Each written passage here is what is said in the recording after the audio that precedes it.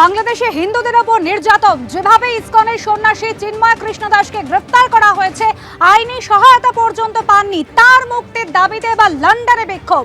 লন্ডনের ব্রিটিশ পার্লামেন্টের সামনে বিক্ষোভ।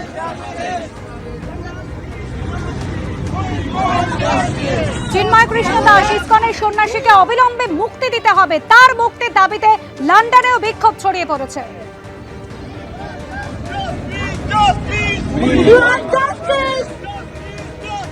We want justice! Stop killing Hindus! We want justice! We want justice! Bangladesh! We want justice! Bangladesh! Stop burning house! We want justice!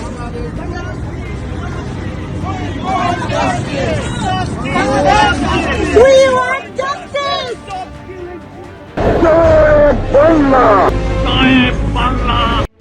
ইউনুসের বাংলাদেশে লেখা হচ্ছে নতুন ইতিহাস, মুছে ফেলা হচ্ছে মুজিবুর রহমানের স্বর্ণালী অধ্যায়, চেষ্টা করা হচ্ছে বঙ্গবন্ধু মুজিবুর রহমানের নাম, বাংলাদেশ গঠনে যাবতীয় অবদান মুছে ফেলার।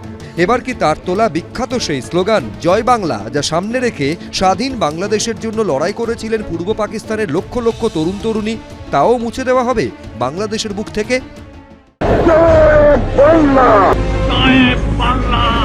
বঙ্গবন্ধুর জয় বাংলা স্লোগানকে বাংলাদেশের জাতীয় স্লোগান করার যে নির্দেশ দিয়েছিল হাইকোর্ট, তার উপর স্থগিতাদেশ দিল বাংলাদেশের সুপ্রিম কোর্ট। 2020 সালের 10ই মার্চ সে দেশের হাইকোর্ট নির্দেশ দেয় জয় বাংলা হবে বাংলাদেশের জাতীয় স্লোগান। জাতীয় দিবস, সরকারি অনুষ্ঠান ও শিক্ষা প্রতিষ্ঠানে স্লোগানটি ব্যবহারের জন্য পদক্ষেপ নিতেও বলা হয়।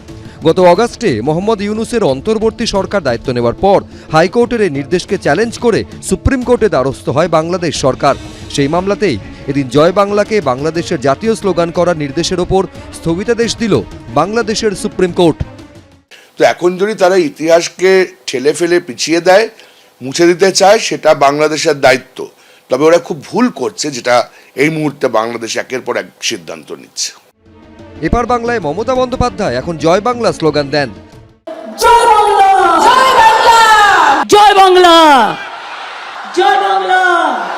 জয় বাংলা স্লোগান নিয়ে তৃণমূলকে কটাক্ষও করে বিজেপি। মাঝে মধ্যেই জয় বাংলা ও জয় শ্রীরাম স্লোগানের মধ্যে যুদ্ধও দেখা যায়। জয় শ্রীরাম! উৎসস্থল বাংলাদেশেই জয় বাংলা স্লোগান বন্ধ হয়ে গেলে তাকে শুধু এবার বজায় থাকবে এপারে তৃণমূলের স্লোগানেই।